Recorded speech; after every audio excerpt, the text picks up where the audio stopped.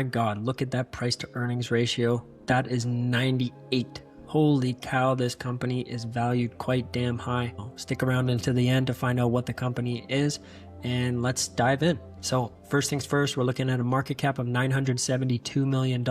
This is a healthcare technology company. Their earnings per share growth is actually pretty solid at 17%. They have very little debt on their balance sheet.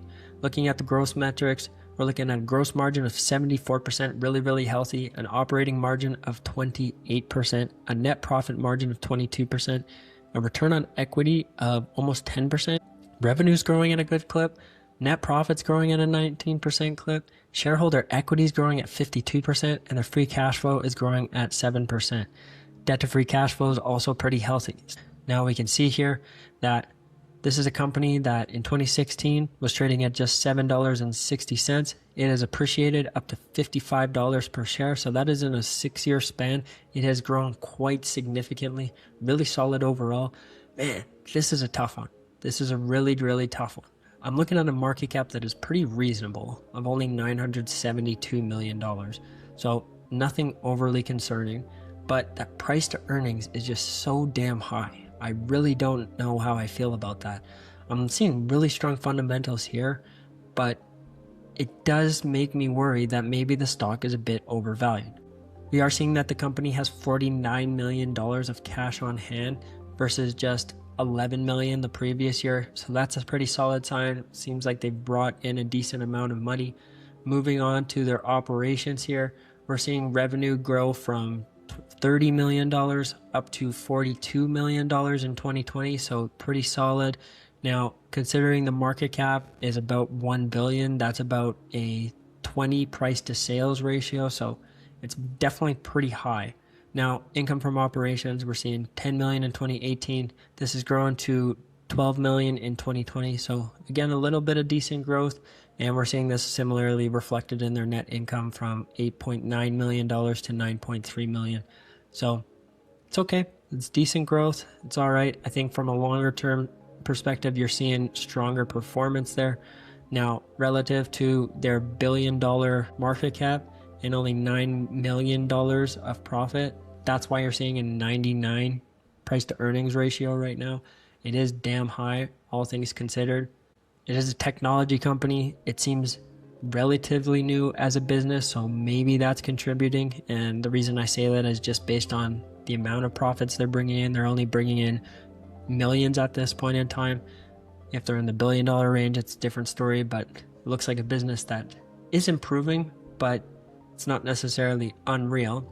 Last but not least, we can look at their net cash provided by operating activities. We're seeing about $9.2 million compared to about $11 million at present. So things are improving. They don't seem to have a ton of debt on their balance sheet. Their long-term liabilities here are quite manageable, all things considered. And they have a decent cash position, but let's see what the final decision is after factoring everything. So looking at this healthcare technology company, we're seeing a market cap of $972 million. We're seeing a price to earnings of 98. And again, they're bringing in about $9 million in profit while they have this near $1 billion market cap. So there's a huge gap and disconnect. The price to sales ratio was 20, so that's also quite high. We are seeing some strong growth on a long-term standpoint, but my biggest concern is also the time frame. We're seeing that this is right during the bubble, and we're seeing that in 2021, they had appreciated quite quickly. They're already trending down. Now the question is, up to 2025, did they turn it around and keep growing? I think that all things considered, even though these things look really good, that valuation is just so damn high that I'm expecting further contraction.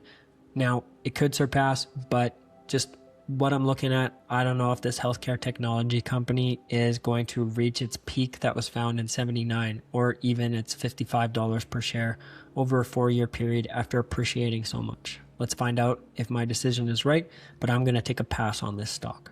And in this case, the business fell 75%. So all things considered, I think this is the right decision. Simulations Plus is the company. Shares began trading on the NASDAQ Global Select Market on this day, but the stock fell 75%.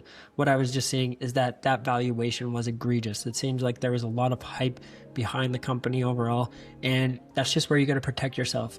The one side of it, the fundamentals were telling a great story, but the price to earnings ratio was telling that this business was highly overvalued. There are times when small businesses end up appreciating beyond that because they start to realize more and more profits over the years. But in this case, it was $9 million of profit. The company was still so early. There's still so many questions left on the board, and I thought it was just the best decision to pass.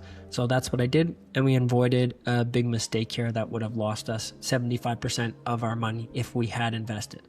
But we did not. We lived to see another day. Glad to see it. Let me know what you think of my analysis. And if you want to play Compoundle, go to compoundle.com. You can play for free and put your stock picking skills to the test.